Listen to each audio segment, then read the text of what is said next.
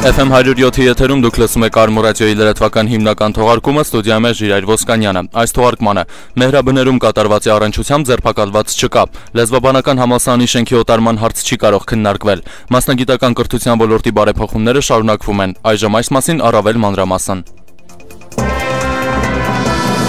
Հայաստանի պաշտպանության նախարարության քննչական ծառայությունը հերքում է նախօրեին լրատվամիջոցներով տարածված տեղեկությունը, թե Տավուշի մարզի Չինարի գյուղում գտնվող մեհրաբներ զորամասում կատարվածի առնչությամբ լեյտենանտ է ձերբակալվել։ Տեղեկությունը ճիշտ չէ եւ որևէ մեկը չի ձերբակալվել, Պանորամայեմին փոխանցել է պաշտպանության նախարարության քննչական ծառայության լրատվական բաժնի պատասխանատու Մերի Սարգսյանը։ Ապրիլի 18-ին մեհրաբներ զորամասի հենակետում հրազենային վնասվածքից մահացել էր 22-ամյա ժամկետային զինծառայող Զորիկ Մարգարյանը, իսկ զինծառայող 22-ամյա Կարեն Մովսիսյանը ծանր վիրավորվել։ Հարուցվել է քրեական գործ եւ կատարվում է նախաքննություն։ Լեռնային Ղարաբաղի Հանրապետության պաշտպանության բանակի լրատվության բաժինը փոխանցել է, որ հակառակորդի կողմից արձակված գնդակից Լեռնային Ղարաբաղի Հանրապետության պաշտպանության բանակի զինծառայող է վիրավորվել։ Ըստ այդ տեղեկության զինծառայողը Արամ Բարսեղյանը տեղափոխվել է Ստեփանակերտի զինվորական հոսպիտալ։ Նրա կյանքին վտանգ չի սպառնում։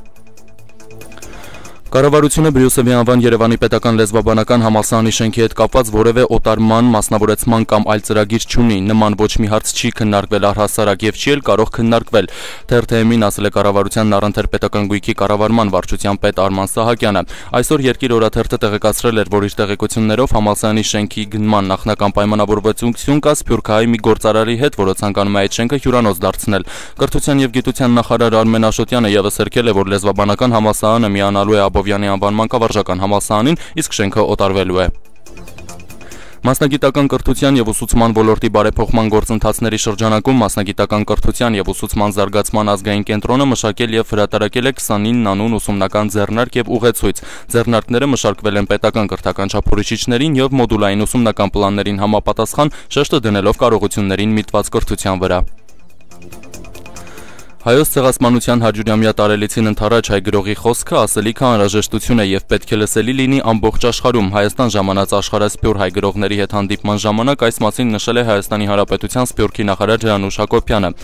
Հաղթարշավը սկսվել է նաեւ Թուրքիայում, որտեղ հասարակությունը երկփեղկվել է եւ հենց հիմա պետք է ամեն ինչ անենք, որպեսզի արդարությունը ճշմարտությունը հաղթանակի։ Այստեղ հայ գրողին է տրված ամենավճռորոշ դերը, ասել է նախարարը։ Հայաստանում ԱՄՆ նախկին դեսպան միջազգային հարաբերությունների փորձագետ Ջոն Էվանսն ապրիլի 21-ին կհյուրընկալվի Չիկագոյում հայոց ցեղասպանությանը նվիրված հիշատակի միջոցառմանը, որտեղ նա հանդես կգա արդարության հարցը ելույթով։ Էվանսը Հայաստանում ԱՄՆ դեսպան է եղել 2004-ից 2006 թվականներին։ Ռուսաստանի կողմից սեպտեմբերին ծրագրված Կովկաս 2012 զորավարժությունները տագնապ են առաջացնում ոչ միայն Վրաստանում, այլև ողջ տարածաշրջանում։ Այս մասին, ինչպես հաղորդում է Ռուսթավի 2 հեռուստաընկերությունը, ապրիլի 19-ին Բրյուսելում հայտարարել է Վրաստանի արտաքին գործերի նախարար Գրիգոր Վաշաձեն։ Ռուսաստանն իր գործողություններով խախտում է Հարավային Կովկասի կայունությունն ու անվտանգությունը, նշել է Վաշաձեն։ Նրա խոսքով այդ մասին վկայում է Հարավային Կովկասում եւ Վրաստանի նրա խոսքով բռնազավթված տարածքներում, ինչպես նաեւ Գյումրիում 102-րդ ռուսաստանյան ռազմակայանում տեղակայված հարձակողական զենքի համակարգերի արկայությունը։ Վրաստանի արտգործնախարարն այն կարծիքին է, որ այդ զորավարժությունների հիմնական նպատակը մեկ հարվածով Հարավային Կովկասի 3 պետություններին ինքնիշխանությունից եւ անկախությունից զրկելն է, նշել է Վաշաձեն։ Չինաստանի արտաքին գործերի նախարարությունը հայտարարել է, որ Չինաստանն արդեն պատրաստ է Սիրիա ուղարկել դիտորդական պատվիրակություն աջակցելու ՄԱԿ-ի գործունեությանը Սիրիայում։ Այս մասին Պեկինում այսօր հայտարարել է Չինաստանի արտաքին գործերի նախարարության մամուլի խոսնակ Լիու Ուին։ Մեկ շաբաթվա ընթացքում Սիրիա մեկնած դիտորդների թիվը հասել է 30-ի։ Մինչ Չինաստանը պատրաստվում է դիտորդներ ուղարկել Սիրիա, իսկ Սիրիայի ընդդիմության մեկ այլ խումբ հաջորդ շաբաթվա ընթացքում պատրաստվում է մեկնել Մոսկվա։ Ռուսաստանի արտաքին գործերի նախարարությունը հայտնել է, որ նախատեսվում է այլ խմբերի եւ պատվիրակությունների այցելություն Մոսկվա։ Մոսկվան պնդում է աջակցություն ցուցաբերել Անանի ծրագրին, հակառակ դեպքում Սիրիան կկանգնի քաղաքացիական պատերազմի առջև։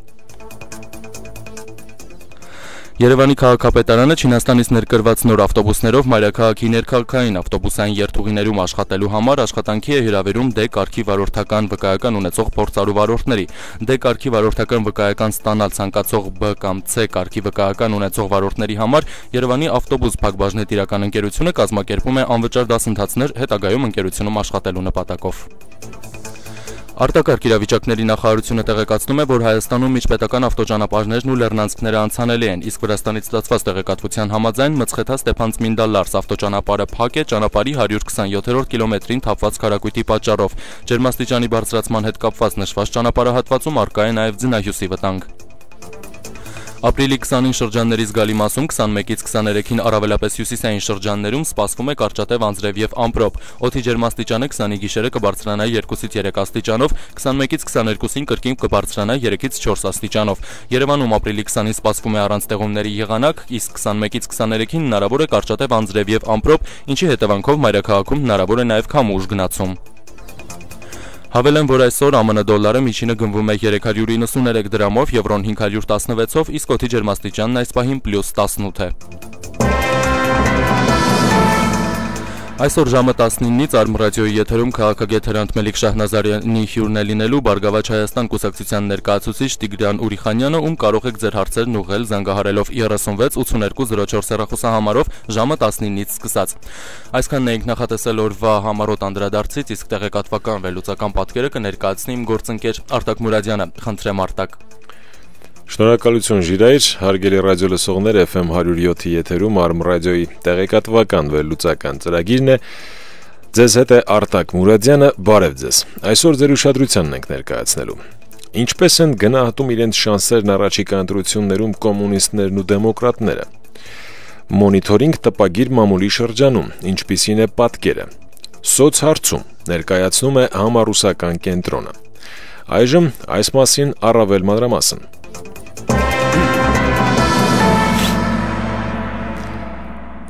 Եվ այսպես, մայիսի 6-ին կայանալիք խորհրդարանական ընտրությունների պաշտոնական քարոզարշավին մնացել է ընդամենը 2 շաբաթ։ Ընտրություններին մասնակցող քաղաքական ուժերն այս ընթացքում ակտիվ գործունեություն են իրականացրել թե Երևանում, թե մարզերում։ Ինչպես են կուսակցությունները գնահատում իրենց կատարած աշխատանքները քարոզարշավի պաշտոնական մեկնարկից մոտ 2 շաբաթ անց, արդյոք իրենց սպասումներն արդարացան եւ ինչ ակնկալիքներ ունեն։ Քարոզարշավի ընթացքն ամփոփում են Հայաստանի դեմոկրատական եւ կոմունիստական կուսակցությունները։ Հայաստանի կոմունիստական կուսակցությունը քարոզարշավի առաջին փուլը հիմնականում կենտրոնացել է մարզերի վրա։ Հանրապետության մի շարք քաղաքներում կազմակերպվել են բազմաթիվ հանդիպումներ, որոնց ընթացքում հանգամանորեն ներկայացվել են կուսակցության ծրագրերն ու գաղափարները։ Կոմունիստական կուսակցության հետ միասնական ցուցակով ընտրություններին մասնակցող Հայաստանի առաջադիմական միացյալ կոմունիստական կուսակցության ղեկավար Վազգեն Սաֆարյանն ընդհանուր առմամբ դրական գնահատեց քարոզարշավը, սակայն նշեց, որ հասարակության շրջանում փոքրինչ պասիվություն է նկատվում։ Հանդիպումներ ունենում ենք շրջաններում, ճիշտ է, մարդիկ որոշակի պասիվություն են դրսևորում, բայց դա արդեն կարծես թե ընդհանուր է դարձել բոլորի համար, որոշակի վախվորացություն կա մարդկանց կողմից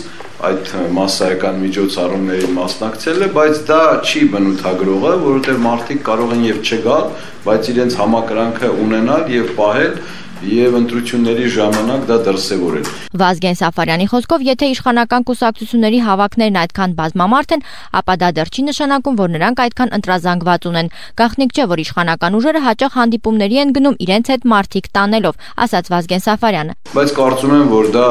այդքան էլ էական նշանակություն չի ունենալու ընտրության արդյունքների վրա, որովհետեւ դրանք տպավորություն ստեղծելու համար է, մարդիկ կողմնորոշվելու են ազատ, իսկ քանի որ մեր երկրում տնտեսական բարեփոխումները անհրաժեշտություն են եւ դրանք այլընտրանք չունեն, ուստի պետք է պարլամենտում հայտնվեն այն քաղաքական ուժերը, որոնք նոր գաղափարներ են բերելու, նոր արժեքային համակարգի համար են պայքարելու։ Հայաստանի դեմոկրատական կուսակցության ներկայացուցիչ Արմեն Հովսեփյանն էլ նշեց, որ ընդհանուր առմամբ քարոզարշավն իրականացնում են ծրագրվածին համապատասխան, աշխատում են իրենց ծրագրերն ու գաղափարները հասանելի դարձնեն ավելի լայն զանգվածների, սակայն Արմեն Հովսեփյանին մտահոգում է այլ հարց, այն է, որքան ընտրությունները մոտենում են, այնքան կուսակցությունների խոստումներն առանց հիմնավորման ավելի ճոխանում են ու դրանց թիվն ավելանում է։ Հիմա քրեստոմատյաներում ինչքան սեր կա խոստանում են հայ ժողովրդին, ինչքան ռոմանտիկ բաներ կա բոլորը, գիտեք ովքեր,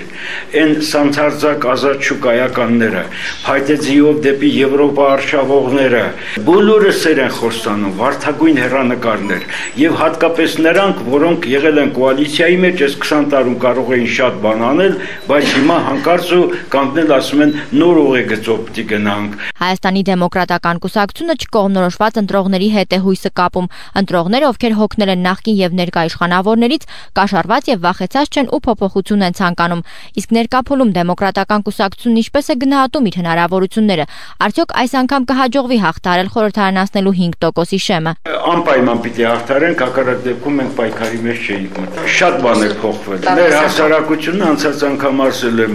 90%-ը համոզվել է, որ մեր ազգային պետական սայլի անիվները քառակուսի են ստացվել։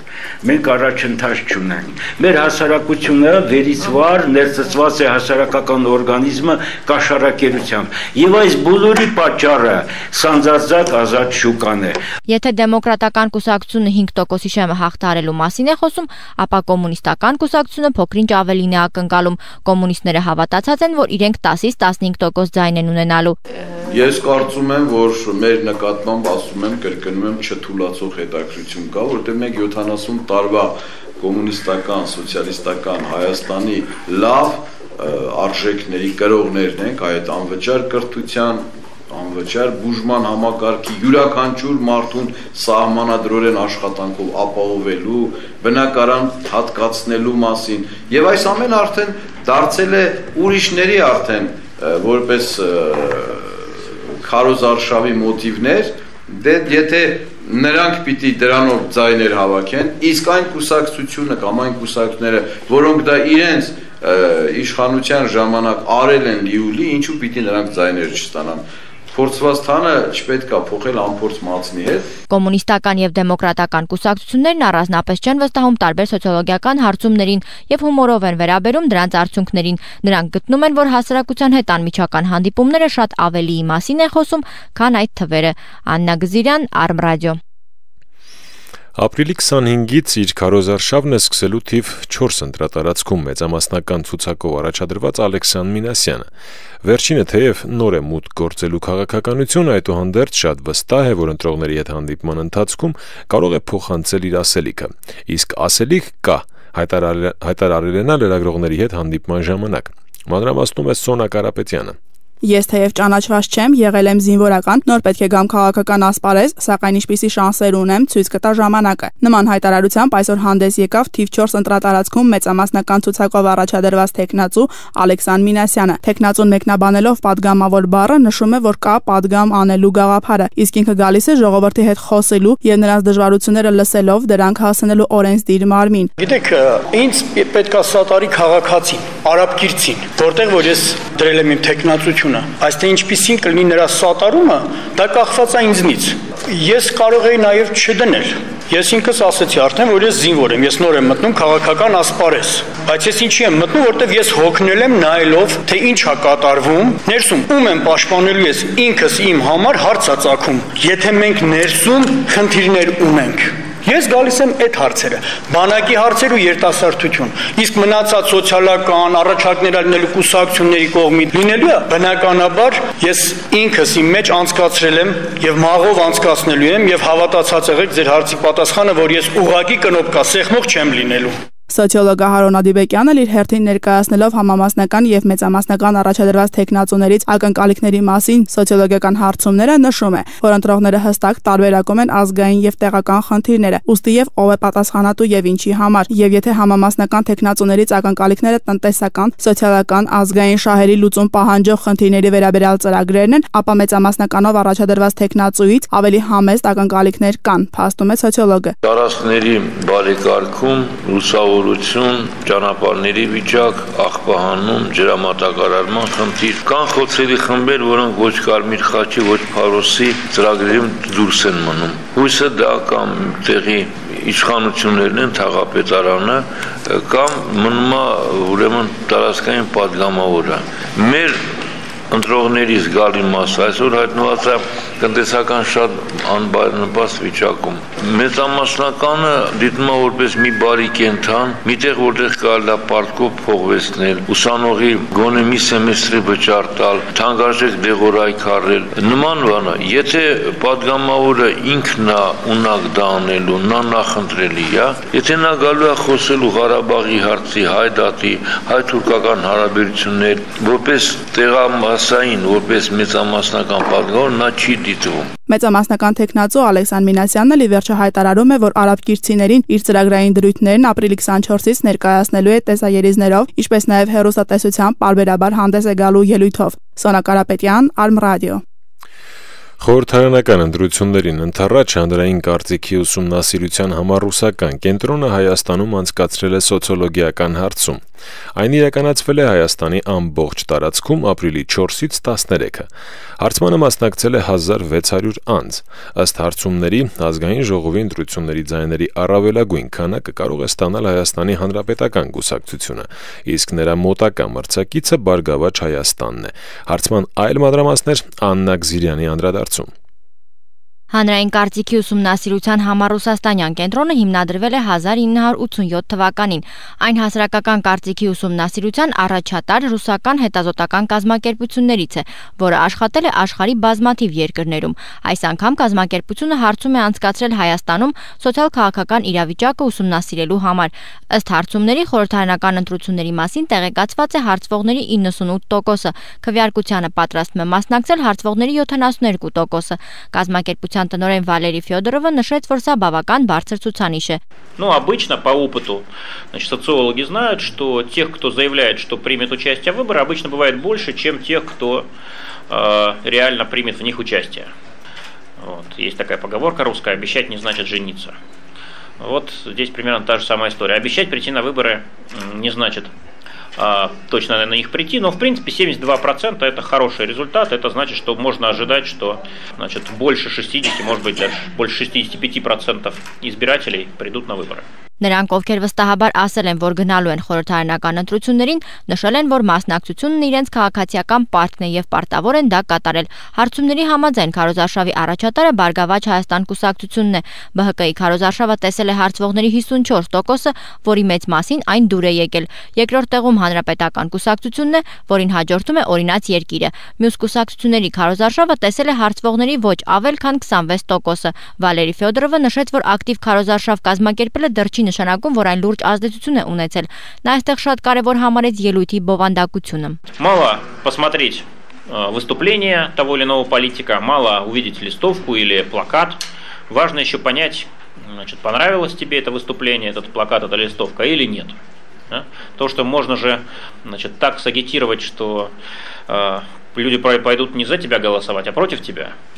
То есть мы говорим о том, что информационное лидерство, это еще не значит, что люди будут голосовать за тебя. Главное еще и что ты говоришь. Հարցման արդյունքների համաձայն, եթե առաջիկա կիրակի անցկացվեին ազգային ժողովի ընտրությունները, ապա ձայների առավելագույն քանակը կարող էր ստանալ Հայաստանի Հանրապետական կուսակցությունը 39%, նրան հաջորդում է Բարգավաճ Հայաստան կուսակցությունը 36%, Օրինաց երկիր կուսակցությունը կստանար ձայների 7%, Ժառանգությունը 6%, իսկ Դաշնակցությունը 5%։ Նախատեսված 5%-ի շեմը չէին հաղթահարի Հայ ազգային կոնգրեսը, դեմոկրատական կոմունիստական կուսակցությունները, միավորված հայերը։ Վալերի Ֆյոդորովը նշեց, որ սխալվելու հավանականությունը 2.5% է։ Քաղաքագետ Ստեփան Գրիգորյանն էլ իր հերթին հավելեց, որ նման արդյունքները մոտ են իրականությանը եւ ընդդիմությունն իր սխալ մարտավարության արդյունքում այսօր դժվար իրավիճակում է հայտնվել։ Շատ մեծ դեր նրանում խաղացին ցուցակները։ Գիտեք, մարդիկ շատ ուշադիր հետևում են, ով է այդ առաջի մասում ցուցակներում։ Ընդդիմության նկատմամբ այդ ուշադրությունը ավելի մեծ է։ Եվ Ժառանգությունը եւ ՀԱԿ-ը լուրջ սխալներ արեցին առաջադրելով այս կամ այն մարդկանց ցուցակների մեջ։ Ես մի օրինակը, որ միշտ ասում եմ, հիմա էլ կրկնում եմ։ Ժառանգության ցուցակում հայտնվեցին մարդիկ, ովքեր ընդգծված իշխանամետ կեցվածք ունեն։ Զարմանալի է, ուժը ասում է ես ընդդիմություն եմ, բայց ցուցակի մեջ վերցնում է։ Նույնը ՀԱԿ-ը պայքարում է ազնիվ արդար ընտրությունների հետ, բայց ցուցակում կան առաջի մասում մարդիկ, ովքեր մեղվ ասենք տարակուսանք են առաջացնում։ Ինչ վերաբերում է իշխանական ուժերին, ապա Ստեփան Գրիգորյանը բնական է համարում, որ առաջատար են Հանրապետականն ու Բարգավաճ Հայաստան կուսակցությունը։ Նրա խոսքով ամեն ինչից զատ այստեղ մեծ դեր է խաղում վարչական ռեսուրսը։ Հանրապետական կուսակցությունը եւ Բարգավաճ Հայաստանը բավական շատ ձայներ կարող են հավաքել։ Մեր ռեալությունում Հայաստանի իրոք ադմինիստրատիվ ռեսուրսը, հնարավորությունները ուժերի բավական մեծ դեր են խաղում։ Այդպես ձևավորվեց մեր քաղաքական համակարգը։ Այն Այնուամենայնիվ քաղաքագետը նշում է, որ ընտրություններին դեռ 2 շաբաթ կա եւ ընտրաշավը բավական ակտիվորեն շարունակվում է ու շատ հավանական է, որ ընտրությունների օրը արդյունքները փոխվեն։ Աննա Գզիրյան, Արմրադիո։ Տպագիր մամուլի մոնիտորինգ խորհրդարանական ընտրությունների շրջանում ծրագրի շրջանակներում իրականացվել է մոնիտորինգ հասարակայնության հետ կապերի Հայաստանյան ասոցիացիան ԵԱՀԿ Երևանյան գրասենյակի նախաձեռնությամբ։ Այսօր հրապարակել են մոնիտորինգի նախնական արդյունքները։ Ընդհանուր առմամբ ներկայացուցիչների խոսքով թերթերում տպագրված հոդվածները եղել են հակաքարոզչություն։ Արդյունքների մասին առավել մանրամասն կներկայացնի իմ գործընկեր Նունե Ավետիսյանը։ Սույն թվականի մարտի 12-ից ապրիլի 14-ն ընկած ժամանակահատվածում հասարակայնության հետ կապերի Հայաստանյան ասոցիացիան ուսումնասիրել է շուրջ 16 անուն թերթեր, մոտ 2500 հոդված, որոնք առնչվել են խորհրդանական ընտրություններին։ Նշեմ, որ ընտրվել են այն թերթերը, որոնք ունեն առավել շատ տպաքանակ։ Հասարակայնության հետ կապերի Հայաստանյան ասոցիացիայի գործադիր տնօրեն Տաթևիկ Փիրումյանի խոսքով թերթերում ավելի շատ գերակշռել են քարոզչությունը, այսինքն բացասական հոդվածներն ավելին են եղել, քան դրականը եւ չեզոքը։ Հանրագումարում ընդհանուր առմամբ նկատվել են մի քանի տենդենսներ, մասնավորապես ավելի շատ գերակշռել են քարոզչական նյութեր, քան տեղեկատվական, եւ ավելի շատ եղել է հակաքարոզչություն, այսինքն թերթերը ավելի շատ ընդդիմադիր թերթերը ենթադրենք, ավելի շատ գրել են բացասական հոդվածներ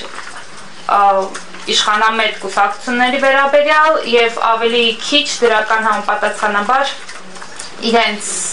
կուսակցությունների վերաբերյալ։ Հասարակայնության հետ կապերի Հայաստանյան ասոցիացիայի փորձագետ Արմեն Մինասյանի խոսքով նախընտրական քարոզարշավի մեկնարկից առաջ եւ հետո դիտարկվել է 11135 հոդված, որոնցից մոտ 30%-ը նվիրված է եղել ընտրություններին, սակայն վերջին շրջանում ընտրություններին առնչվող հոդվածների թիվը ավելացել է եւս 10%-ով։ Դիտարկվել են թերթերում տեղ գտած հոդվածների եւ քանակական եւ որակական հատկանիշները։ Քանակական առումով մշտադիտարկման արդյունքները հայտնելով Արմեն Մինասյանը մատնանշեց առավել հիշատակված կուսակցությունների անվանումները։ Քանակական առումով ամենաշատ հիշատակումները եղել են Հայաստանի Հանրապետական կուսակցության վերաբերյալ, սակայն հիշատակումների մոտ 40% ունեցել են բացասական բնույթ։ Ուրեմն երկրորդ տեղում Բարգավաճ Հայաստան կուսակցությունն է, որի դեպքում բացասական հիշատակումների տեսակարակշիռը կազմել է 37%։ Հիշատակումների քանակով երրորդը Հայ ազգային կոնգրեսն է,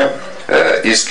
հիշատակման բնույթները 12% դրական, ըստ որում այս ցուցանիշը համեմատաբար ամենամեծն է բոլոր մասնակիցին կուսակցությունների մեջ, եւ 41.9%-ը բացասական։ Տպագիր մամուլում բոլոր դեպքերում ոչ այնքան իրականացվել է տեղեկատվություն մատուցելու, իրադարձությունները լուսաբանելու գործառույթ, որքան քարոզչություն իրականացնելու, ընդ որում քարոզչությունը եղել է հակաքարոզչություն։ Վերոնշյալ կուսակցություններին հաջորդել են ժառանգությունը, իդեպ վերջինիս մասին գրված հոդվածները բոլոր թերթերում եղել են հիմնականում բացասական, այնուհետև օրինաց երկիր կուսակցությունը, Հոյդան, իսկ ընտրարշավին մասնակից մյուս 3 կուսակցությունները, Հայաստանի կոմունիստական կուսակցությունը, Հայաստանի դեմոկրատական կուսակցությունը, Միավորված հայերի կուսակցությունը տպագիր մամուլի կողմից հիշատակվում են հազվադեպ։ Բացի այդ Արմեն Մինասյանը մտահոգված էր թերթերի որակական հատկանիշներով։ Վերջինիս խոսքով թերթերում տեղ են գտել ոչ թե կուսակցությունների քարոզարշավին վերաբերվող հոդվածներ, այսինքն նախընտրական ծրագրերին, այլև տպագրվել են ընտրական գործընթացին առնչվող խնդիրներ։ Հոդվածներում առավելաբար շոշափվում է ոչ թե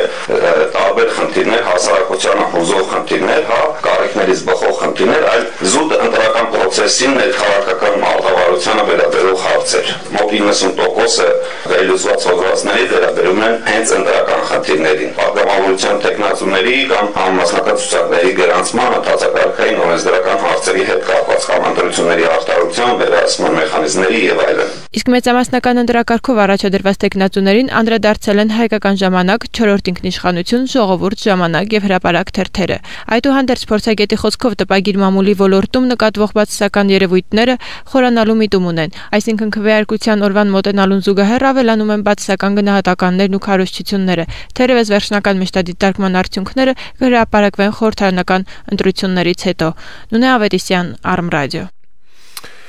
Այսօր հանրությանն է ներկայացվել 2 նոր կայք, որոնց նպատակն է գալիք խորհրդարանական ընտրությունները դարձնել թափանցիկ։ Խոսքը իրազեկ.am եւ դիտակետ.am կայքերի մասին է, որոնց հեղինակը լրագրողներ հանուն ապագայի հասարակական կազմակերպությունն է։ Ստեղծել ենք իրազեկ ընտրող ծրագրի շրջանակներում նպատակ ունենալով այսպիսով որոշակի լումա ունենալ խորհրդարանական ընտրությունների ազատ, արդար եւ թափանցիկ անցկացմանը, օգտագործելով այս ալտերնատիվ մեդիա ռեսուրսները, այսինքն այն գործունեությունը անենք, որից որ մեր թիմը ավելի գիտակ է եւ վերջին, ասենք 5 տարիների ընթացքում դրանով է զբաղված։ Բարեկամներ, հիշեցնեմ, խոսում էր նախագծի հեղինակ Սուրեն Դեհերյանը։ Հարգելի ռադիոլսողներ, FM 107-ի եթերում Արմ ռադիոյի տեղեկատվական վերլուծական ծրագիրն է, լսեք հաջորդիվ։ Ինչ փուլում է գտնվում հայոց ցեղասպանության միջազգային ճանաչման գործընթացը։ Ինչպես առաջընթաց, այնպես էլ մարդու իրավունքի բազմաթիվ խախտումներ ոստիկանության բաժիններում։ Ինչ խնդիրներ ունի հայաստանյան էներգետիկ անվտանգությունը։ Այժմ հիշյալ թեմաների մասին առաջիկա րոպեներին առավել մանրամասն։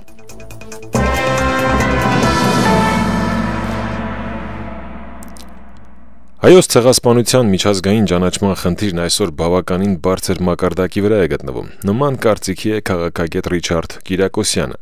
Վերջինը նաև անհրաժեշտ է համարում ավելի ամրապնդել Հայաստանի դիրքերը միջազգային ասպարեզում։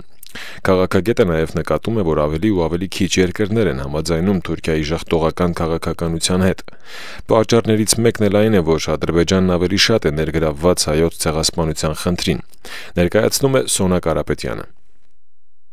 Հայաստանի արտաքին քաղաքականությունն այսօր ավելի ուժեղ դիրքերից է հանդես գալիս, քան նախկինում, հիմնականում այն պատճառով, որ հայ-թուրքական հարաբերությունների բարելավման վերաբերյալ սպասումներն ու ակնկալիքներն ուղղված են Թուրքիային։ Այդուհանդերձ Հայաստանի արտաքին քաղաքականության դիրքերն ուժեղացնելու համար ավելի շատ քայլեր պետք է կատարվեն, կարծում է քաղաքագետ Ռիչարդ Կիրակոսյանը եւ հավելում, որ տարեց տարի ավելանում է Թուրքիայի ժխտողական քաղաքականության հետ չհամաձայնող երկրների թիվը, եւ ամեն տարի Թուրքիայի քաղաքականությունը դառնում է ոչ արդյունավետ ու ավելի թանկ։ Ցեղասպանության ճանաչման գործընթացում անհրաժեշտ է հաշվի առնել մի կարևոր հանգամանք ևս։ Ադրբեջանն այժմ շատ ավելի է ներգրավված ցեղասպանության ժխտման հարցում, քան երբևէ։ Պետք է հիշել, որ Ադրբեջանը մայիսի 1-ից ՄԱԿ-ի անվտանգության խորհուրդը կգլխավորի 1 ամսով։ Ուստի մենք պետք է սպասենք, որ դիվանագիտական հարձակումներն ավելի շատ են լինելու թե Լեռնային Ղարաբաղի կարգավորման հարցի, թե հայոց ցեղասպանության եւ Հայաստանի քաղաքականության վերաբերյալ։ Իսկ միջազգային հանրությանն ու միջազգային իրավունքին անդրադառնալով կարելի է ասել, որ ցեղասպանության հարցը համեմատվում է այլ ցեղասպանությունների հետ եւ ավելի կարեւորվում, եւ միջազգային հարաբերություններում բարոյականությունն ավելի ուժեղ դիրքեր է սկսում գրավել։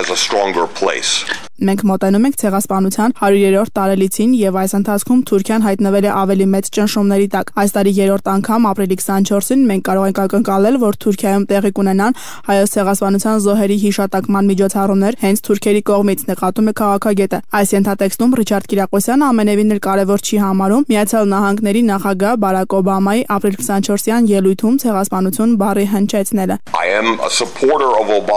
Ես ամերիկյան դեմոկրատների եւ Բարակ Օբամայի աջակիցն եմ, սակայն իրականում ես կարիքը չունեմ, որ նա ապրիլի 24-ին ինձ ասի, թե իրականում ինչ է տեղի ունեցել։ Ես ցեղասպանություն վերապրածի թոռ եմ եւ ինձ չպետք է ասել այնինչ արդեն գիտեմ։ Եթե Օբաման օգտագործի ցեղասպանություն բառը, ապա դա խոսելու է ամերիկյան քաղաքականության բարոյականության մասին, ոչ թե հայկականի։ Այո, ցեղասպանության ճանաչման համար ամենակարևոր վայրը Թուրքիան է, որը թեև շարժվում է ճանաչման ուղղությամբ, սակայն շատ դանդաղ տեմպերով։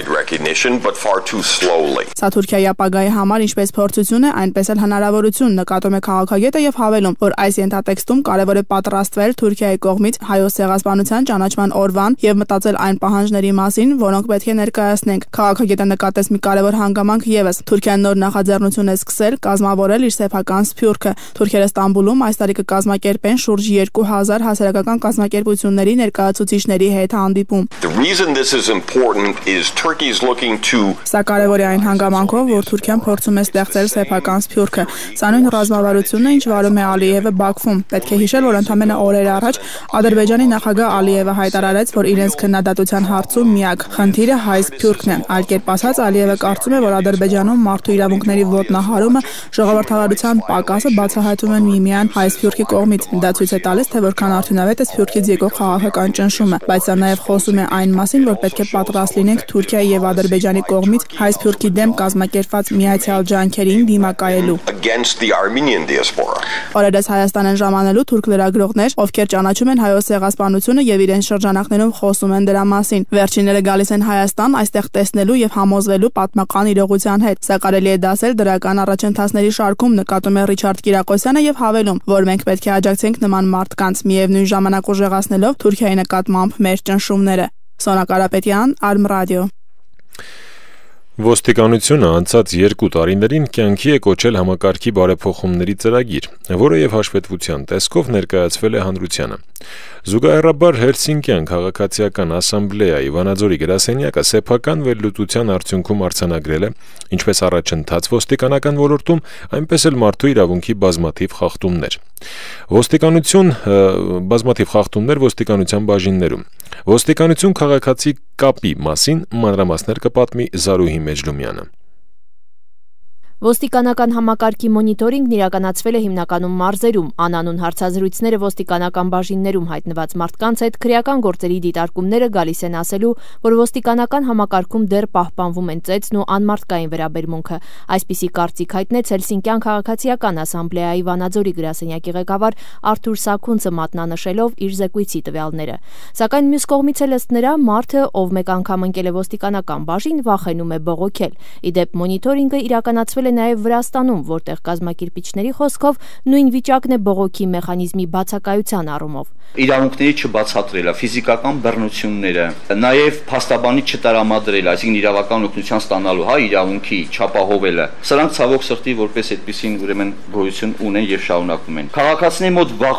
շարունակվում է վախը եւ անվստահությունը, հատկապես ոստիկանության աշխատակիցների կողմից վատ վերաբերմունքի դեպքերի վերաբերյալ բողոքների ներկայացման հետ կապված։ Մինչդեռ Երևանյան փողոցներում հարցված երիտասարդները խուսափողական պատասխաններ տվեցին ոստիկանության բաժիններում հնարավոր խախտումներին իրենց արձագանքների վերաբերյալ։ Ավելին, գովեստի խոսքերն էլ հայրենի ոստիկանության հասցեին անպակաս էին։ Ուր դիմենք, որ ոստիկանության այդ հարցով դիմենք, ում դիմենք։ Հայաստանի Հանրապետության ոստիկանությունը այնքան իրազեկված է իր գործի մասին, որ իրավունքի խախտում ես չեմ պատկերացնում, որ տեղի կունենա ոստիկանության բաժնում։ Իսկ եթե տեղի ունենա, ոստիկաններին բարձրաձայնել չտեղեկացնելու դեպքում նրանք հաստատ կկիրառեն համապատասխան միջոցները եւ օրենքի ամբողջ ուժով տեղի կունենա։ Դե հուսով եմ չի խախտվի իրավունքը, բայց եթե խախտվի, մի քիչ դժվար է, էլի, պատասխանելը պետք է հայտնվես մասօգետ իրավիճակում, որ որոշես էլի ինչ անես, sense դժվար է ասել մի քիչ։ Ինձ էլ չեն տարել հələ տենց ոստիկանական ինչ-որ բաժանում, բախ չեմ ունեցել հայտնվեմ, բայց չեմ կարծում, որ ինչ-որ կխախտվի իրավունքները մարդկանց։ Չեմ կարծում, որ առանց պատճառի ինչ-որ խոշտանգումների կենթարկվեն կամ եթե այդ դեպքում դե բողոքողներ կլինեն, կբողոքեն մարդիկ, եթե անհիմն իրենց իրավունքները խախտվեն, խի պետքա չբողոքեն։ Բայց ինչի համար են տանում։ Եթե պրոստը պետք է տանեն ծեծեն, ինստիկեն կբողոքվեն։ Իսկ այ ուր կդիմեք, առաջինը ում կզանգեք, եթե ձեզ բերման ենթարկեն ոստիկանության բաժին։ Ինչն ասած, ես ոչ մեկին չեմ զանգում, աշխատում եմ ես ինձ լավ լուծեմ։ Ոստիկանության հասարակական դիտորդական խումբը 5 տարվա պատմություն ունի, մշտապես բարձրաձայնում է, որ ձերբակալված անձանց պահման վայրերը խորհրդային տարիներից մնացած վիճակում են թե գույքի եւ թե աշխատակիցների մենտալիտետի առումով։ Անգամ մարզերում համապատասխան սենյակներ չկան, որպեսզի հարցաքննությունը պատշաճ իրականացվի։ Դիտորդական խմբի ղեկավար Սուրեն Իսկանդարյանը նշում է, որ ոստիկանական համակարգում լուրջ բարեփոխումներ կան, օրինակ ճանապարհային ոստիկանության համակարգում կամ անձնագրայինի հետ կապված, սակայն ամենախոցելի կետը ոստիկանական բաժիններն են մնում, ուր եւ խումբը մինչ օրս չի կարողանում մուտք գործել։ Ոստիկանության բաժիններ չեն կարողանում մուտք գործել մինչ օրս։ Դիտորդական խումբը կարելի ասել արդեն 4-րդ տարին է դիմ ոստիկանությանը թե խնդրում է, թե առաջարկում է, որ թույլ տրվացի, որովհետև ոչ խնդիրներ կան այնտեղ եւ խոշտանգման դեպքերը մենք բոլորս էլ գիտենք, որ տեղափոխվել է ոստիկանության բաժիններ, ապարդյուն համարվելուց հետո չենք դադարել եւ փորձում ենք այդ ամեն ինչը իր գործին դարձնել մարդու իրավունքների պաշտպանի գրասենյակի հետ համագործակցության շրջանակներում։ Մարդու իրավունքների պաշտպանի գրասենյակի ներկայացուցիչ Սերգեյ Հարությունյանը Արմ ռադիոյի հետ զրույցում նշեց, որ միգուցե շուտով արագ արձագանքման խմբի մանդատով դիտորդական խումբը կարողանա մուտք գործել բաժիններ։ Լինում են դեպքեր, հասկանում եք, լինում են եւ նաեւ կա ազգային մենտալիտետի խնդիրը, որ երբեմն չեն ուզում հայտնել, եւ կա վախի խնդիրը։ Պաշտպանի տարեկան զեկույցում մանրամասն այդ ամեն ինչ անդրադարձ կատարվել է եւ թերությունների հետ կապված եւ որոշակի առաջխաղացումներ, որ եղել են ինչ-որ չափով կարելի է ասել։ Իսկ համակարգի ամենակնճռոտ խնդիրը ըստ իրավապաշտպան Արթուր Սաքունցի մարդու իրավունքների խախտման դեպքերն են քաղաքացիներին բերման ենթարկելու, խուզարկության կատարման եւ ձերբակալության վերաբերյալ որոշումների ընդունման ու իրականացման գործընթացներում։ Քրեական գործի բացահայտման շրջանակներում, ուրեմն խուզարկության միջնորդությունը, որը դատարանները բոլորը բավարարվում են, ըստ էության մենք դրա մասին լրացուցիչ տեղեկատվություն ունենք վիճպետ վարչությունից, նույնիսկ խուզարկության ուրեմն միջնորդություն դատարաններ կազմում են այն քաղաքացիների նկատմամբ, որոնք տվյալ քրեական գործում որևիցե իրավական կարգավիճակ չունեն։ Հասկանու՞մ եք, այսինքն կա օպերատիվ տեղեկություններ, որ այսինչ քաղաքացու տանը պահում են քրեական գործով, փնտրվող նյութեր կամ իրեր կամ հանգամ ինչ որ ապացույցներ։ Հաճախ մարդուն չեն էլ տեղեկացնում ուր են տանում ու ինչքան ժամանակով, պատշաճ քննություն չի իրականացվում ոստիկանության աշխատակիցների նկատմամբ քաղաքացիների բողոքների վերաբերյալ։ Անգամ ծառայողական քննության արդյունքները չեն տրամադրվում նույն քաղաքացուն։ Մտահոգություն է հայտնում իրավապաշտպանը, նշելով, որ այս հարցերի լուծման հետ կապված բոլոր առաջարկությունները կհանձնվեն ոստիկանություն։ Զարուհի Մեջլումյան, Արմ ռադիո։ Վերջին շրջանում մեծ ջանքեր են գործադրվում, որպեսզի համաշխարհային մակարդակով ընդունվի ասորիների ցեղասպանությունը։ Աշխարհի տարբեր երկրներից ասորական, հասարակական, մշակութային եւ կրոնական խմբեր նամակներով դիմել են միջազգային տարբեր կառույցների, կոչով քննարկել նաեւ հույների եւ ասորիների ցեղասպանության հարցը։ Թեմայի մասին Լուսինե Նորեկյանի անդրադարձում։ Ասորի ժողովրդի պատմությունը մեծ առնչություն ունի հայերի հետ 19-րդ դարի կեսին եւ 20-րդ դարի սկզբին հայ եւ ասորի ժողովուրդները ենթարկվեցին թուրքական իշխանությունների կողմից ձեռնարկված հալածանքներին եւ կողք կողքի պայքարեցին Օսմանյան բռնապետության դեմ։ Ուստի Հայաստանում ասորական համայնքի ներկայացուցիչ Անահիտ Խոսրոևայի փոխանցմամբ այսօր երբ հայ պատմության կարևորագույն հիմնահարցերից մեկը դարձել է միջազգային հասարակության կողմից հայոց ցեղասպանության ճանաչման խնդիրը, ապա այս համատեքստում կարևորություն է ստանում նաեւ Օսմանյան Թուրքիայում ցեղասպանության ենթարկված մյուս ժողովուրդների պատմության լուսաբանումը։ Համաշխարհային հասարակության ուշադրության կենտրոնից դուրս մնացած հարցը այսօր կրկին հիշատակվելու եւ բարձրացնելու խնդիր ունի, ասում է Անահիտ Խոսրոևան։ Օսմանյան Թուրքիայում եւ նրան հարակից տարածքներում այդ ժամանակաշրջանում ապրում էին 1 միլիոնից ավելի ասորիներ եւ միջազգային չափանիշների իրավունքների չափանիշներով կատարվել է իսկական ցեղասպանություն։ Գոյություն ունի Եվրոպայում շվեդական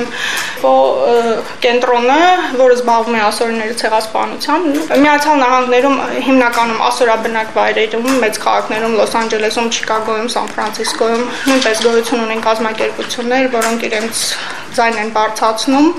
եւ փորձում են այս խնդիրը դնել այն մակարդակի վրա, որ ճանաչվի եւ օֆիցիալ ասորիների ցեղասպանությունը որպես այդպեսին ճանաչվել է 2007 թվականին ցեղասպանագետների միջազգային ասոցիացիան։ Այնուհետև 2010-ին ասորիների ցեղասպանությունը ճանաչվեց շվեդական պարլամենտում եւ այս պահին արդեն աշխատանքներ են տարվում, որպեսզի վերջինը ճանաչվի նաեւ Ավստրալիայում, ասում է Անահիտ Խոսրոևան եւ ավելացնում, որ մինչեւ ապրիլի 24-ը Ավստրալիայի կողմից կճանաչվի նաեւ ասորիների ցեղասպանությունը։ Հայաստանում ասորիների միության նախագահ Ռասմիկ Խոսրոևի փոխանցմամբ ասորական ցեղասպանության հետազոտությունների կենտրոնի կողմից տարբեր միջազգային կառույցներին ուղղված նամակներում նրանք նշում են, որ 100 հազարավոր անմեղ ասորիներ եւ հույներ ենթարկվել են սպանությունների, ոչնչացվել են նրանց տները, բռնաբարվել են եւ չարչարվել քրիստոնյա փոքրամասնությունների դեմ Օսմանյան կայսրության իրականացված գործընթացների ընթացքում։ Այս ընթացքում, երբ հայոց ցեղասպանությունը հայտնվեց միջազգային հանրության ուշադրության կենտրոնում, նրանք եւս ցանկացան համաշխարհային քարոզարշավ սկսել։ Սա կարևոր բան է մեր ազգի համար, որովհետեւ ասորիները աշխարհում այնքան շատ չեն, ընդամենը 3.5 միլիոն են, եւ չեմ ուզում թաքցնել, որ բոլորը տառապում են անլիարժեքության սիմպտոմով, որովհետեւ այն ազգը, որը տեսել է ցեղասպանություն, ազգի գոյատևման համար շատ կարևոր խնդիրներ է նաև ցեղասպանության հարցը։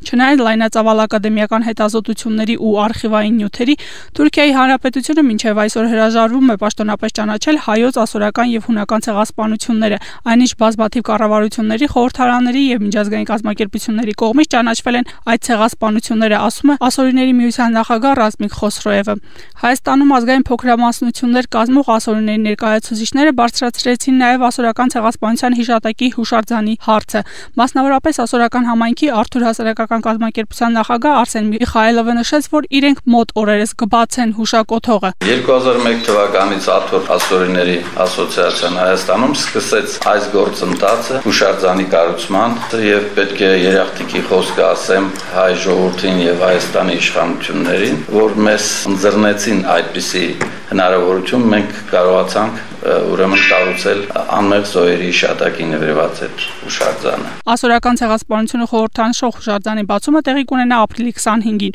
Հուշակոթողը կտեղադրվի Մոսկովյան եւ Նալբանդյան փողոցների խաչմերուկում, որի բացմանը ներկա կլինեն նաեւ աշխարհի տարբեր անկյուններից եկած ասորական ազգի ներկայացուցիչներ։ Լուսինե Նորեկյան, Արմռադիո։ Արդեն 5-րդ տարին է Հայաստանում անցկացվում է Երկրի օր 2012 քարոզարշավը, որի շրջանակներում իրականացվում են բնապահպանական մի շարք միջոցառումներ։ Վայրի բնության եւ մշակութային հիմնադրամի նախաձեռնությամբ այս տարի եւս կանցկացվի տարատեսակ ծրագրեր, օրինակ ծառատունք, Ծիծեռնակաբերդի հուշահամալիրի ծաղիկների հավաքում եւ վերամշակում, երեխաների եւ պատանիների զարգացման ուղղված մրցութային, ճանաչողական բնույթի միջոցառումներ։ Առավել հանգամանալից ներկայացնում է Նունե Ավետիսյանը։ Մարդկությունն ամեն օր արտադրում է միլիարդավոր տոննա թափոններ, որոնցից միայն 11%-ն է վերամշակվում։ Թափոններ կարող են հանդիպել ամենուր՝ այգիներում, լողափներում, բակերում եւ այլուր։ Այդ իսկ պատճառով ամեն տարի մարտի 24-ից մինչև սեպտեմբերի վերջն ընկած ժամանակահատվածում միլիոնավոր մարդիկ միավորվում են, որպեսզի միասին կատարեն երկրի մաքրությունը։ Դա մի ծրագիր է, որին մասնակցում է աշխարհի շատ երկրներ։ Թերևս Հայաստանը հետ չմնալով բնապահպանական անցուդարձից մեզ մոտ նույնպես նախատեսել են միջոցառումներ, աղբահավաքից սկսած մինչև ծառատունք։ Ձևավորված ավանդույթի համաձայն այս տարի եւս Վայրի բնության եւ մշակութային արժեքների պահպանման հիմնադրամը նշում է Երկրի օրը՝ նվիրիր քո ծառը երկրին կարգախոսով։ Այս առիթով իրականացնում են մի շարք ծրագրեր։ Ապրիլի 22-ին Արարատի մարզում Խոսրովի անտառ պետական արգելոցին կից բուֆերային գոտու հատվածում նախատեսում են իրականացնել ծառատունք, որին կարող են մասնակցել բոլորը։ Բացի այդ, ապրիլի 1-ին թռչունների միջազգային օրվա հետ կապված անցկացվեց թռչնաբների պատրաստում, որին մասնակցել են շուրջ 156 պատանիներ։ Նմանատիպ ծրագրերը Վայրի բնության եւ մշակութային արժեքների պահպանման հիմնադրամի տնօրեն Ռուբեն Խաչատրյանի խոսքով միտված են բնության պահպանման եւ սերունդների իրազեկությունը բարձրացնելուն, հավելելով, որ այս տարիների ընթացքում նշмарելի են այդ արդյունքները։ Այսօր բնապահպանական յուրաքանչյուր խնդիր ավելի ուշադրություն է գրավում հասարակության կողմից, հասարակությունը ավելի շատ է ընդգրկված լինում դրա որոշումների, խնդիրների լուծման մեջ, դա արդեն այն փաստն է, որ մի սերունդ է առաջ գալու, ով որ կարևորում են այս խնդիրները եւ գիտակցությունն է բարձրացել կարևորության բնապահպանական խնդիրների հարցերի շուրջ։ Ռուբեն Խաչատրյանի խոսքով զուգահեռ իրականացվել է Դիմավորենք թռչուններին խորագրով մրցույթը, որին մասնակցել են Հայաստանի Հանրապետության 9 մարզերի 32 դպրոցների սաներ։ Մրցույթին ներկայացված է եղել շուրջ 88 հեքիաթ, որոնցից լավագույնները պարգևատրվեցին։ Երեխաների հեքիաթների հերոսները Երևանի կենթանաբանական այգում զմերող եւ բնադրող 12 թռչնատեսակներն են։ Ես գրել էի կաչաղակի մասին ու պատմում էր, թե ինչպես է կաչաղակը սկսել գողանալ ու ինքը ունեցել է ընկեր, որը ծառ է եղել կաղնին ու կաղնուն հատելուց հետո ինքը սկսել է գողանալ եւ տանել իրերը գողանալ տանել գցել այն վայրը, որտեղ կտրված ծառերը տեսնում։ Իմ հեքիաթը Ազատատենչ Բազեի մասին է։ Միակն էր, ով կարողացար չարանգղի դեմ կանգնել, փրկել ամբողջ Թևաստանը։ Նրա միջոցով բոլոր թռչունները ազատվեցին։ Իհարկե վերջում նա մահանում է, բայց նրա նպատակն էր, որպեսզի բոլորը ստանան ազատություն եւ իր երկիրը գա այն վիճակին, ինչպես եղել էր առաջ, այսինքն ծաղկուն, զարգացած։ Ես ընտրել եմ Սևանգղին, որովհետեւ նա հզոր թռչուն է եւ ունի սրատես աչքեր, քանի որ նա գիշատիչ կենդանի է, ես ցանկացա, որ նա բարի գործեր անի։ Մի կույր աղջիկ կար, որի անունը Անիտա էր, նա պտտվեց իր գլխավերևում եւ այդ Անիտան սկսեց տեսնել արդեն։ Այդպիսի հրաշքներ ես կուզեի, որ իրականում է լիներ, որ Սևանգղը կամ ուրիշ կենդանիներ ինչ-որ բան անեին եւ օգնեին մարդկանց։ Իր հերթին Vivace LMTS-ի գլխավոր տնօրեն Ռալֆ Երիկյանը կարևորելով նմանատիպ միջոցառումների կազմակերպումը նշեց, որ Հայաստանն ունի սահմանափակ բնական ռեսուրսներ եւ դրանց պահպանությունը երկրի համար ունի կենսական նշանակություն։ Միայն բնություն կամ բնապահպանությունը չէ, ինչ կան ունենալ գիտակցությունը, ունենալ համապատասխան զգացումը, պատասխանատու զգացումը, թե ինչքան կարևոր է պահպանել մեր բնությունը եւ ինչքան կարևոր է պատրաստել, գրտել, սովորացնել, ցույց տալ այսօրվա պատանի եւ երիտասարդ ցերունքներին, թե ինչու կարևոր է բնությունը վահել եւ պահպանել եւ ինչու պետք է մտածել եւ մասնակցած լինել բնապահպանության պահպանման ընթացքի մեջ։ Մենք եթե մտածում ենք մեր մասին եւ եթե մտածում ենք ապագայի մասին, անպայման մենք մտածում ենք մեր շարունակության մասին։ Եթե մենք չկարողանանք պահել այսօր ինչ ունենք իբրև բնություն եւ չկարողանանք դա մաքուր պահպանված ձևով փոխանցենք, հավատացեք, որ դառնալու է ինչ որ մի անապատային երկիր։ Երեխաների երևակայական պատմություններն ինչպես նախորդ տարի այս տարի եւս տպագրվելու է պատկերազարդ գրքի տեսքով։ Տպագրված գրքերի մի մասը վերաբերվելու է հատուկ ուսումնական հաստատություններին, գրադարաններին եւ այլն։ Նունե Ավետիսյան, Արմ ռադիո։ Հայաստանի էներգետիկ անվտանգության հարցերն ու խնդիրները քննարկման արդիական թեմա են դարձել, որին մասնակցում էին ինչպես գերատեսչությունների, այնպես էլ հասարակական կազմակերպությունների ներկայացուցիչներ։ Մասնագետների կարծիքով էներգետիկայի ոլորտում այսօր առկա են մի շարք խնդիրներ, որոնք առաջնային լուծման անհրաժեշտություն ունեն։ Ոլորտում առկա խնդիրների եւ դրանց լուծման ուղիների մասին Լուսինե Նորեկյանն է ներկայացնում։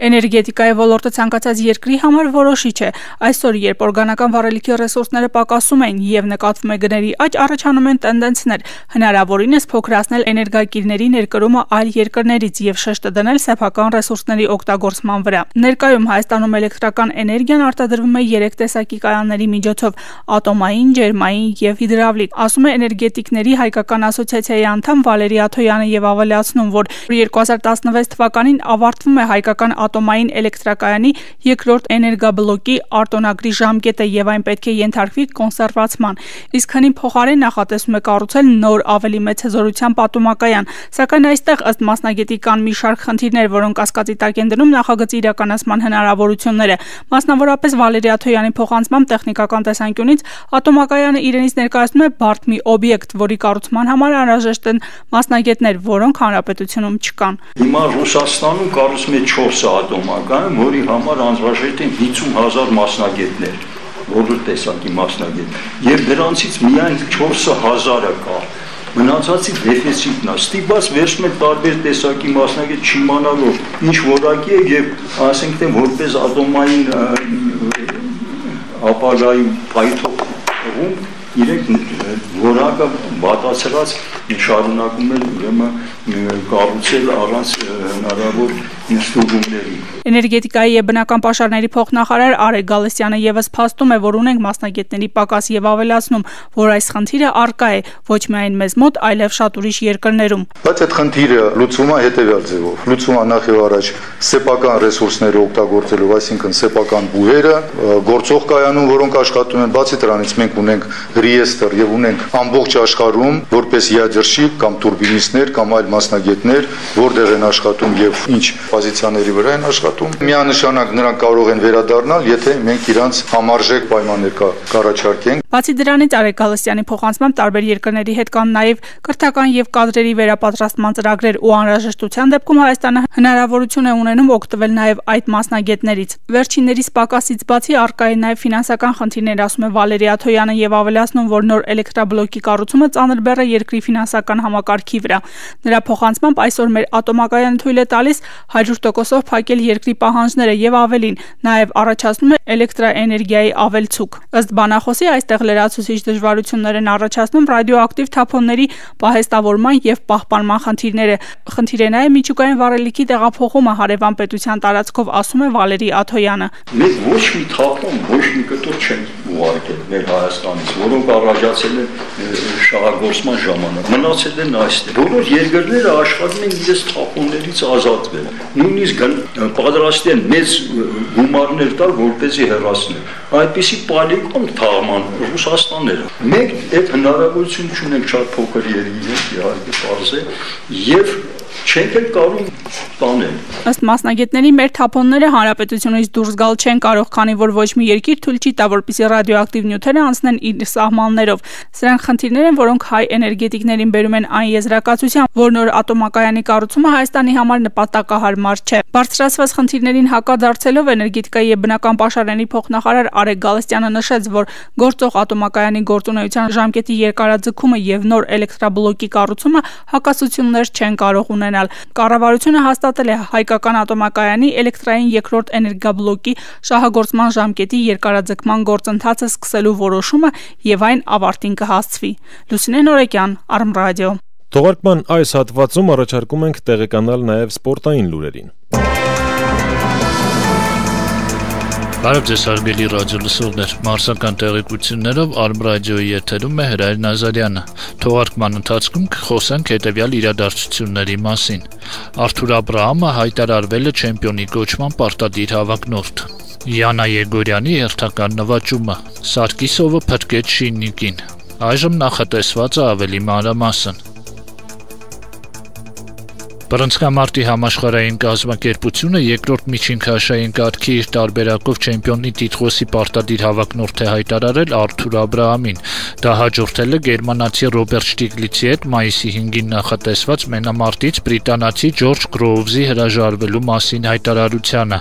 Սակայն մինչ Աբրահամին հանդիպելը նրա մրցակցին հնարավորություն է ընձեռվել մենամարտելու այլ հակառակորդի հետ։ Միայն այդ հանդիպման հաղթողը 90 օրվա ընթացքում իրավասու կլինի մարտահրավեր նետել եւ ռինգ դուրս գալ մեր հայրենակցի դեմ։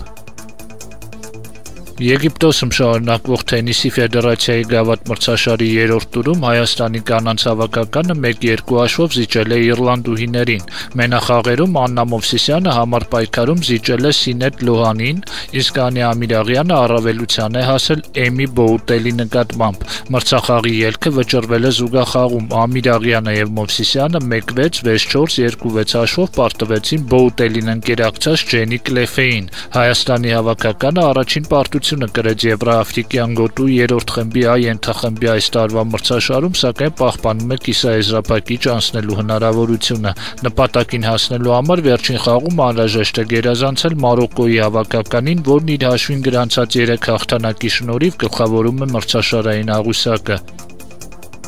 Արդեն տեղեկացրել ենք, որ հայ բռնցքամարտիկները անհաջողության են մատնվել տրապիզոնում ավարտվող օլիմպիական վարկանիշային մրցաշարում։ Ասպարեզում մնացած մեր միակ հայրենակիցը Բելարուսը ներկայացնող Վազգեն Սաֆարյանցն է, որը 60 կիլոգրամ քաշային կարգի կիսաեզրափակիչում կմրցի շոտլանդացի Ջոշ Թեյլորի հետ։ Հենց այս մարզիկն է նախորդ փուլում պայքարից անել մեր Վլադիմիր Սարուխանյանին։ Ըստ այդմ դինամոյական Սաֆարյանցը ազգակցի համար ռևանշի հասնելու հնարավորություն ունի։ Իդեպ տրապիզոնի մրցաշարից հետո Վազգենը պատրաստվելու է բռնցքամարտի ակումբային Եվրագավաթի խաղարկության եզրափակիչ հանդիպմանը։ Մայիսի 2-ին նրա հարազատ Մոսկվայի Դինամոն Լոնդոնում նախատեսված վճռական մրցամարտում պատվավոր մրցանակ է վիճարկելու իտալական Միլանո Տունդեր ակումբի հետ։ Իսկ վարկանիշային այս մրցաշարին հրաժեշտ է տվել նաև Գերմանիայի դրոշի ներքո հանդես եկող 64 կիլոգրամ քաշային Արտյոմ Հարությունյանը, որը քառորդ եզրափակիչում 13-17 հաշվով պարտվել է ֆրանսիացի Չաբան Ֆեհիմին։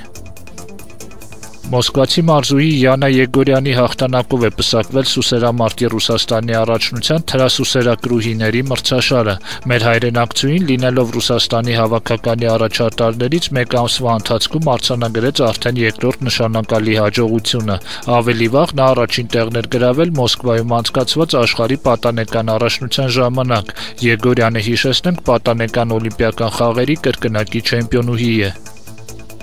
Ֆուտբոլի Հայաստանի ազգային հավաքականի հարձակվող Արթուր Սարգիսովը գոլի հեղինակ է դարձել Ռուսաստանի առաջին խմբի առաջնության 47-րդ տուրի խաղում եւ 1 միավոր է ապահովել Յարոսլավլի Շիննիկի համար։ Հայ ֆուտբոլիստից 5 րոպե է պահանջվել, որպեսզի համարժեք արդյունավետ հարվածով պատասխանի Նիժնի Նովգորոդի ռմբարկու Ալեքսանդր Սալուգինի գոլին։ Սարգիսովը խաղադաշտում անցկացրել է 82 րոպե, որից հետո փոխանինվել է, իսկ հանդիպումն ավարտվել է 1-1 հաշվով, ինչի շնորհիվ Շիննիկը վաստակելով 78 միավոր մնացել է 4-րդ տեղում։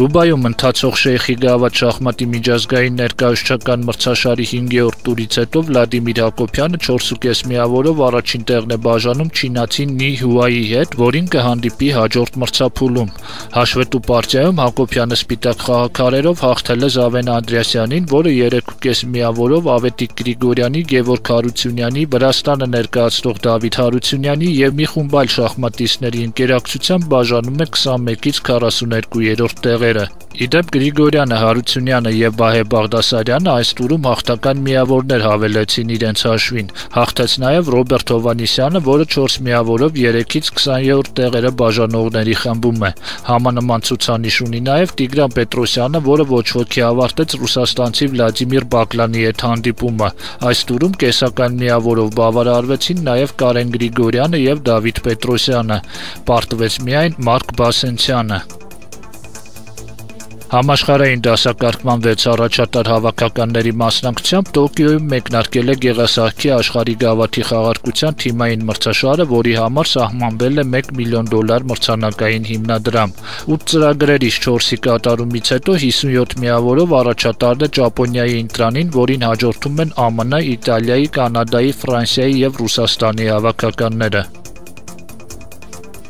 Ֆուտբոլի Եվրոպայի լիգայի կիսաեզրափակիչ փուլի առաջին խաղից հետո եզրափակիչ անցնելու լուրջ հայտ է ներկայացրել Մադրիդի Ատլետիկոն, որը սեփական դաշտում 4-2 հաշվով հաղթել է իսպանական մեկ այլ թիմի Վալենսիային։ Առաջին խաղակեսում մրցակիցները մեկական գոլ են փոխանակել, իսկ ընդմիջումից հետո ավելի ժրաջան էին մադրիդցիները, որոնք եւս 3 անգամ գրավեցին մրցակցի դարպասը։ Միայն վերջին վայրկյաններին Վալենսիայի պորտուգալացի պաշտպան Ռիկարդո Կոշտան կրճատեց հաշվի տարբերությունը մեծացնելով ապրիլի 26-ին նախատեսված պատասխան խաղում դրությունը շտկելու թիմակիցների հնարավորությունը։ Մյուս կիսաեզրափակիչում Լիսաբոնի Սպորտինգը սեփական դաշտում 2-1 հաշվով կամային հաղթանակ տարավ Բիլբաոյի Ատլետիկի նկատմամբ։ Այս զույգի մրցակցության հանգուցալուծումը նույնպես տեղի կունենա հաջորդ շաբաթ։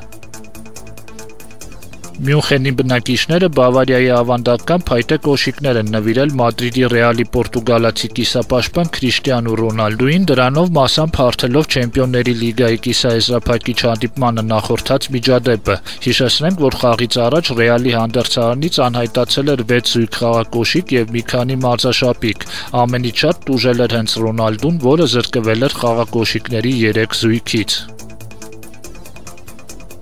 Ֆիննական հիկ ֆուտբոլային ակումբի 17-ամյա ռմբարկու Յոել Պոլյան Պալոն հետ-տրիկով է նշել նորամուտը թիմի հիմնական կազմում։ Դա այնքան էական չէր լինի, եթե չպարզվեր բոլորովին ուշագրավ մի հանգամանք։ Պատանի ֆուտբոլիստը IFK թիմի հետ խաղում դարձել է դասական հետ-տրիկի հեղինակ։ Ընդամենը 162 վայրկյանում նա մրցակցի դարպասը գրավել է նախ գլխով, ապա նաև ձախ ու աջ ոտքերով։